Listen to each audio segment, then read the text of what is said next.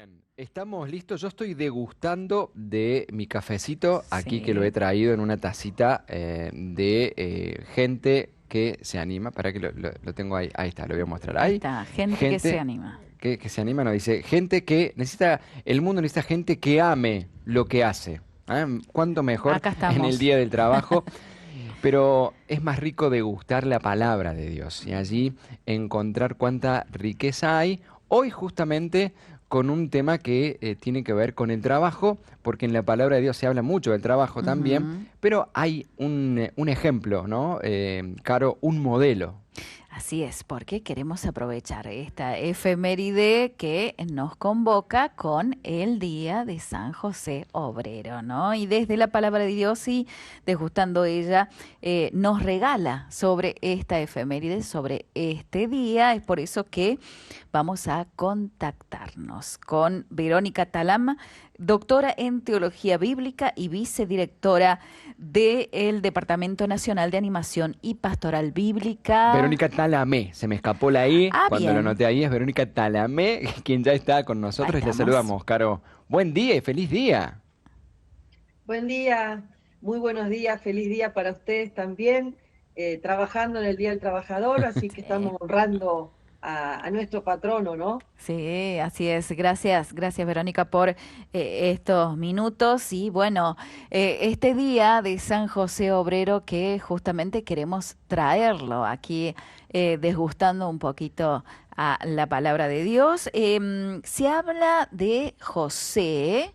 ¿Cómo se habla de José? A ver. Bueno, en la Biblia, aunque uno crea que hay pocas citas de José, no son tan poquitas, hay Ajá. algunas. Pero hoy nos convoca este legado, ¿no?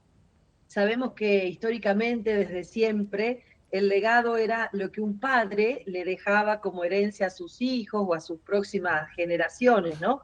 Y no sabemos mucho acerca de qué materialmente José le dejó a su hijo Jesús, pero de lo que estamos seguros es que le dio un oficio, un buen oficio que en la Biblia, en el Nuevo Testamento, en el Evangelio de Mateo, por ejemplo, lo nombran con la palabra griega tectón, tectón.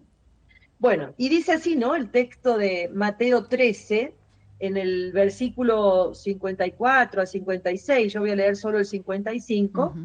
que Jesús se puso a enseñar en la sinagoga y que la gente no salía de su asombro, ¿no? Y se preguntaba, ¿cómo sabe tanto este hombre? ¿Cómo puede hacer los milagros que hace?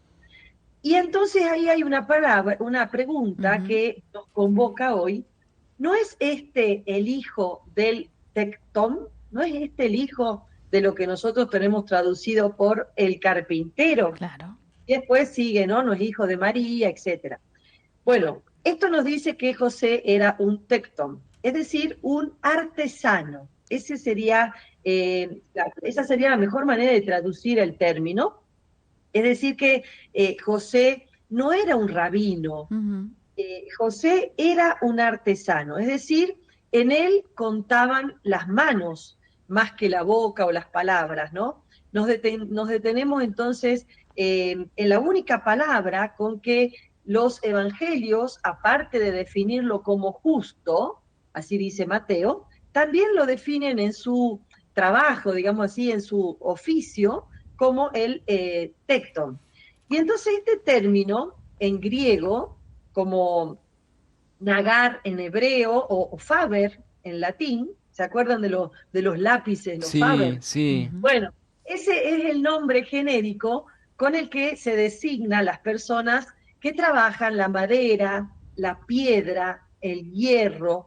O sea, indica ese término al que ejercita su oficio con un material duro, cuya dureza hay que moldear, hay que trabajar, y entonces por eso se habla de trabajar la madera, trabajar la piedra, trabajar el marfil, trabajar el cuero, trabajar el hierro. Todo esto se lo decía con el término tecto. Así que no equivale exactamente a lo que hoy nosotros llamamos como carpintero, porque era un artesano que también lo podía hacer, como les decía, de madera, o trabajar como un albañil, como un constructor, como un herrero. Por eso, en el siglo I, en Palestina, el tecton era el que arreglaba el mobiliario o los enseres de la casa, pero también que trabajaba en el campo de la construcción. Mirá, Todo eso se Claro. llamaba con este un término en los polirrubro hebreos. sería. Claro, un polirrubro. Imagínate que en esa, no sé, allá en aquella época habría 50 familias en Nazaret. Así que por eso José era él, no un Claro. texto. Claro, Claro. porque no es que había 25 carpinteros, 32 herreros y 50 constructores. Él sería casi único. Mirá. ¿Y Es muy qué, probable, ¿no? y qué valor tenía este trabajo en ese momento? Mira, la importancia del trabajo manual, como era este campo que tenía el Tecton, para un israelita era un derecho y una obligación y era muy importante. En tiempos de Jesús, tener un oficio, tener un trabajo manual era sagrado. Así lo decían los mismos rabinos. Por ejemplo, decían, aquel que gana su vida con su trabajo es más grande que quien se encierra ociosamente en su piedad. Fíjate cómo entre piedad y trabajo manual era mejor considerada el trabajo manual, ¿no? Procurarse un oficio con las manos era realmente muy honrado. ¿Se acuerdan que San Pablo, maestro de la ley, rabino, decía en Tesalonicenses, por ejemplo, que él trabajaba con sus propias manos, ejercía el oficio de fabricante de lonas de tiendas, ¿no? Y así se ganaba el pan de cada día con sus propias manos. Así que en el siglo I, al principio, esto era muy importante en este ambiente campesino y rural de Nazaret, ¿no? El hijo del carpintero era entonces el hijo de un artesano. Bien. Bien, en donde el trabajo sencillo y humilde no era algo que quedara allí abajo, sino que era vinculado con la presencia divina. Exactamente, claro. No es difícil imaginarse a José en su taller, trabajando, como decíamos, con la madera, con la piedra, con los metales, con el cuero, eh, construyendo. A mí me gusta pensar, imaginarme, ¿no? Mm. E invitar a la audiencia a imaginarse, por ejemplo, los carros, los arados que se fabricarían, ¿no? Que José habría aportado algo a esos elementos de trabajo, o fabricar con las maderas aquellas vigas que sostenían los techos de las terrazas de las casas, ¿no? Que ¿se acuerdan cuando el episodio del paralítico, Sí, que rompieron el techo y pusieron, ¿se sí, acuerdan al sí, sí, paralítico sí. delante de Los Jesús? Bueno, amigos. los amigos, muy bien, porque los techos estaban atravesados por travesaños de madera, con ramas, con arcilla, se los cubría, y entonces por eso era fácil hacer el agujero. Ahora Ah, bien, seguramente José era el que trabajaba haciendo esos travesaños, esa construcción, ¿no? De los techos, o las estacas de madera también que empalizaban los carros, que transportaban distintas cosas, o los travesaños de las maderas. ¿Se acuerdan cuando en el texto de Mateo 25, ¿no? Habla de las vírgenes que se encontraban con trancada la puerta, dice sí, el Mm, texto, sí, sí, ¿no? sí, sí. Bueno, ese travesaño seguramente lo habría hecho José o algún colaborador de él. Este, bueno, las puertas, las llaves, los clavos, los baúles, las arcas ahí donde se guardaban la indumentaria, ¿no? De una temporada hacia otra. Bueno, las lámparas de aceite, todo eso que a veces uno se imagina en esas casas de Nazaret, seguramente José tendría que ver en todo este mobiliario, ¿no? Un carpintero, pero no solo de madera, sino un gran artesano. Qué lindo, ¿no? Pensar José el artesano, incluso constructor, ¿no? Ujú. Inicialmente. Que así como lo mencionás vos, de la palabra de Dios, también los papas, Verónica, lo han tomado como un referente. Claro, sin duda, sobre todo, bueno, aparte de nuestro querido Francisco, hay un gran legado, ¿no? De nuestros papas, digamos así, recomendando a San José como modelo de santificación del trabajo. León XIII, por ejemplo, le dedica una amplia reflexión en la Quantum Pluries, se llama así el documento, que después retoma Pío XII, instaurando el 1 de mayo, en el 1950, esta fiesta litúrgica de San José Obrero, y después, por supuesto, nuestro también querido Juan Pablo II resalta los valores, las virtudes de San José Obrero ante los operarios. Y hay una exhortación que hoy, si tienen tiempo, a la audiencia les recomiendo, que se llama Redentoris Custus, que escribe, por ejemplo, el Papa Juan Pablo II, dice: expresión cotidiana de este amor en la vida de la familia de Nazaret es el trabajo. Y estaba hablando de San José, ¿no? El texto evangélico precisa el tipo de trabajo con el que José trataba para asegurar el mantenimiento de la familia. Él era carpintero. Esta simple palabra abarca todo lo que la vida de José, para Jesús, estos son los años de la vida escondida de la que habla el evangelista, tras el episodio ocurrido en el templo, cuando, se acuerdan, bajó con ellos y vivió en Nazaret y vivía sujeto a ellos, ¿no?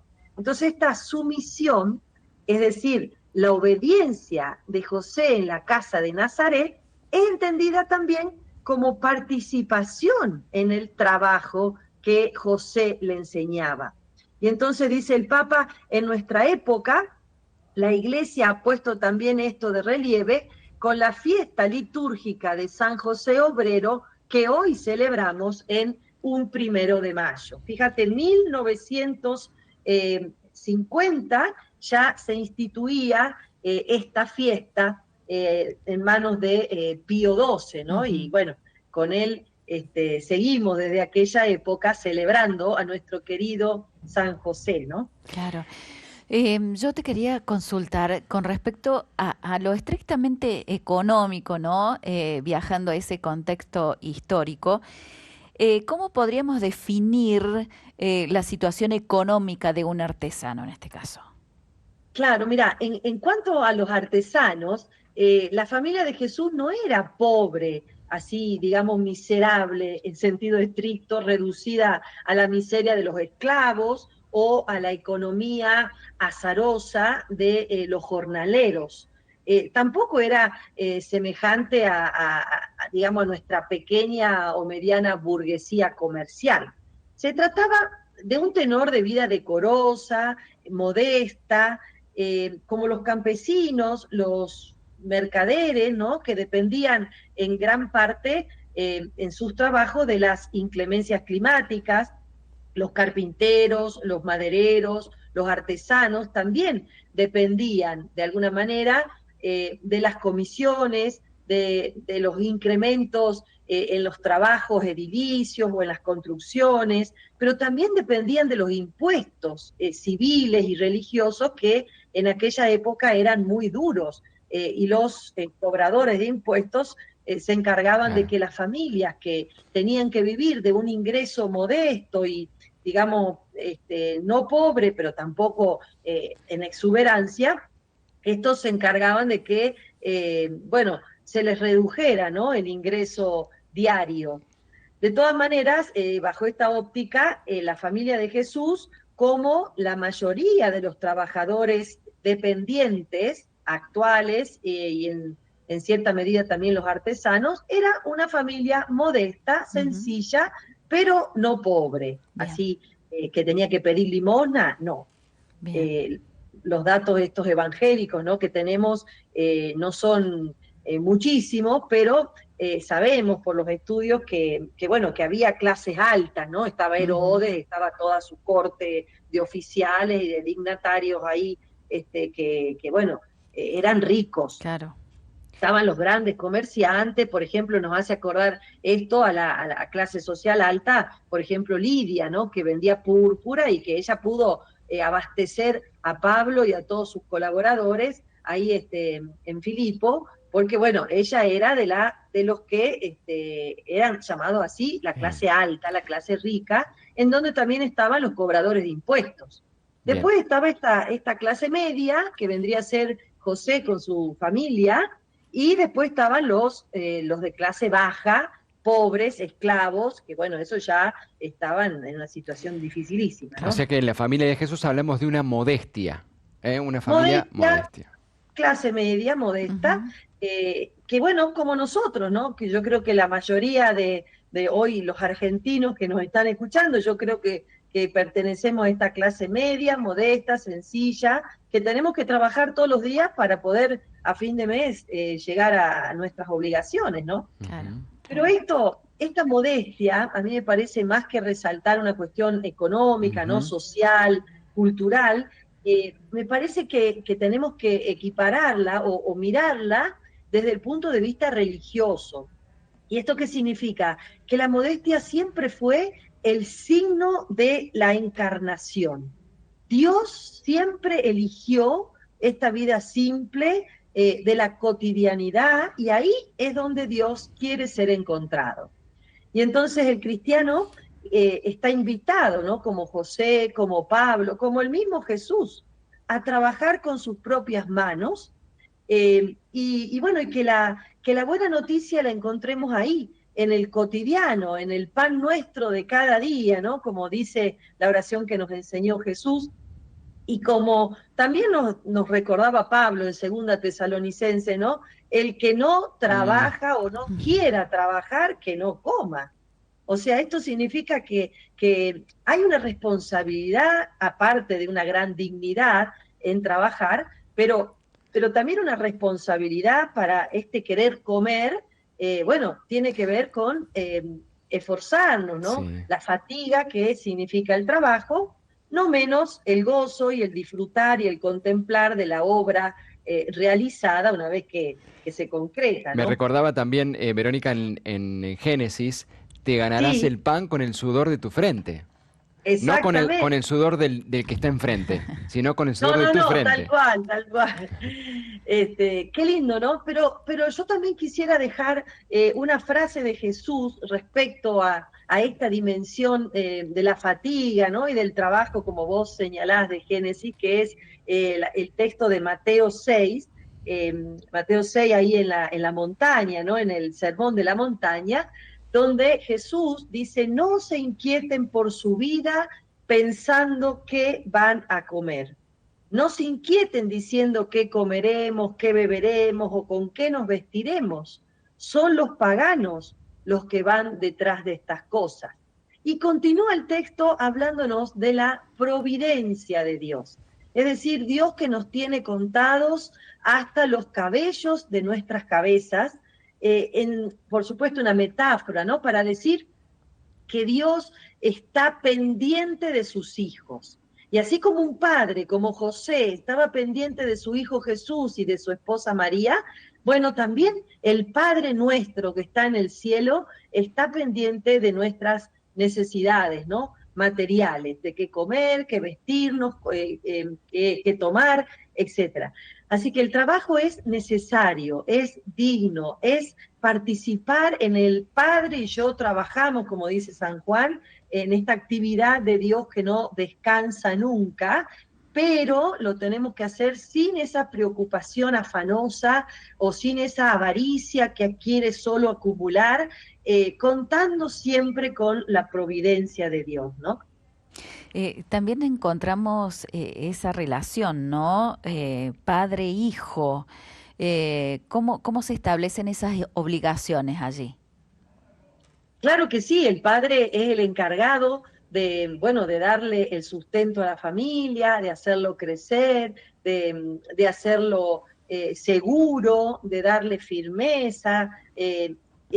a propósito de esto, el Talmud, entre las obligaciones de un padre que enumera, ¿no?, el Talmud hacia su hijo, dice lo siguiente: circuncidarlo, rescatarlo, enseñarle la Torá, casarlo, enseñarle un oficio.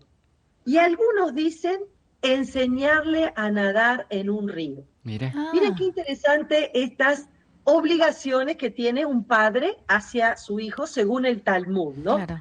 Enseñarle, bueno, obviamente circuncidarlo era una manera de hacer que su hijo pertenezca a el linaje judío, davídico, Claro. ¿no? Rescatarlo, bueno, el rescate tenía que ver con esta tradición en el Antiguo Testamento de Moisés, ¿no? Bueno, rescatar de Abraham, que rescata a su hijo, en el sentido de darle al primogénito, sobre todo, una herencia, rescatarlo de la pobreza, de la indigencia, de la nada, digamos, de que no quede huérfano.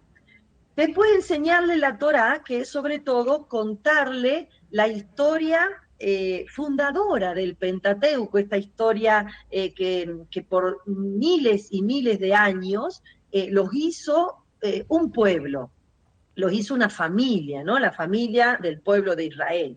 Bueno, rescatarlo, enseñarle la Torá, casarlo, obviamente que eso era tarea del padre, Mira. de encontrar una buena mujer para su hijo. ¿Se acuerdan, por ejemplo, Jacob, ¿no?, cuando manda a su siervo a buscar al pozo, a la futura esposa, ¿no?, a Rebeca, allá en el Génesis? Bueno, era el padre que estaba ocupado de que su hijo tuviera una mujer digna de su familia. Y después dice claramente enseñarle un oficio.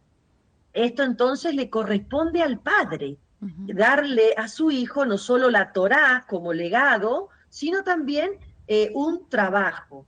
Y qué lindo, ¿no?, que estas tradiciones religiosas y tradiciones laborales pasan de generación en generación. Claro. Y enseñarle a nadar en un río, dice el Talmud. Y entonces uno podría decir que el final de este pasaje es un poco extraño, ¿no? Sí, insólito. Pero claro, pero deja entrever esto que está en juego es la vida, porque la vida del niño se transmite, la historia bíblica, ¿no?, transmite vida para el niño en lo espiritual y también aquello que le permite enfrentar las aguas, por supuesto, del río, para que no se ahogue, no muera ahogado, le enseña al padre a nadar.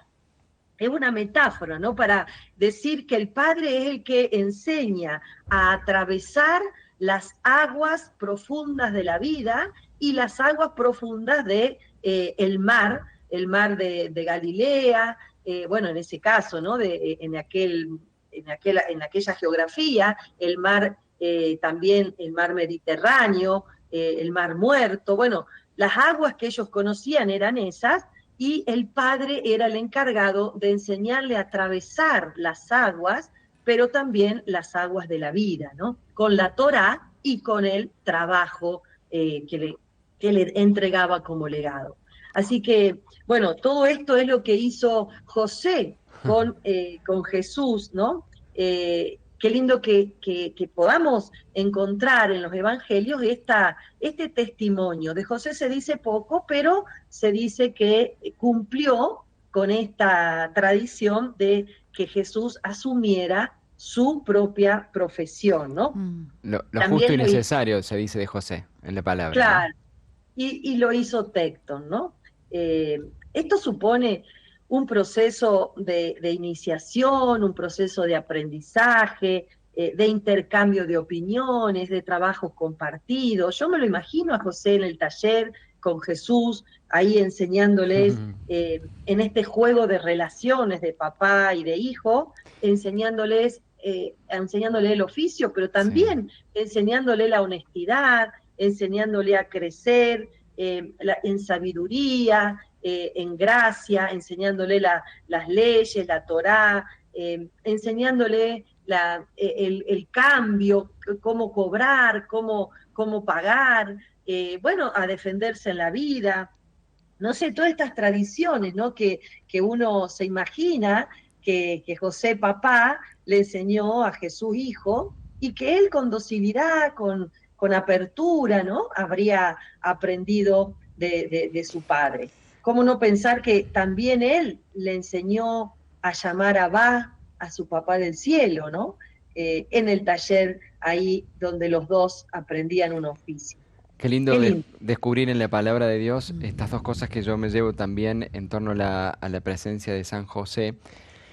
La invitación al trabajo como un camino de santificación y dándonos cuenta que somos co-colaboradores con el Creador, en el caminito que vamos haciendo para que las cosas lleguen a su plenitud. Nosotros colaboramos con lo que podemos y con lo que tenemos. Y por otro lado, esto que me pareció que termina siendo una especie de regulación al trabajo, que es la confianza en la providencia. ¿No? Porque uno si no puede decir, bueno, tengo que conseguir todo, entonces tengo que trabajar, trabajar. Confía. Me pareció muy lindo esto de descubrir que, para que no nos vayamos de mambo, dirían los chicos, ¿no? Sí. Creo que la confianza en la providencia nos permite saber que no trabajamos solos, sino que hay otras personas con nosotros, pero también está la gracia de Dios asistiéndonos continuamente. Tal cual, tal cual. Y también recordar, ¿no? Que Dios trabajó 6 días y el séptimo descansó y que es justo no hacer del trabajo una idolatría, ¿no? No hacer un Dios del trabajo, porque el descanso del séptimo día representa esta libertad Qué frente al bueno. trabajo que nos da la posibilidad de contemplarlo, de disfrutar y de gozarnos de qué lindo eso que hemos podido trabajar, ¿no? Que eso que hemos podido fabricar o crear o pensar según cada oficio, ¿no?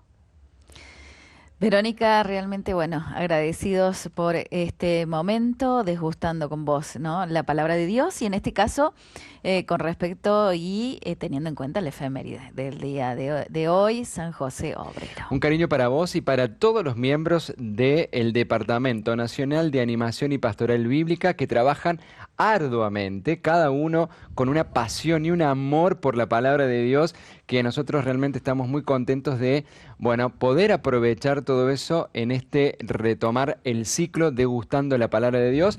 Hoy te tocó a vos, Vero, y van a venir otros hermanos más que nos van a compartir de su sabiduría y de su experiencia de vida con la palabra.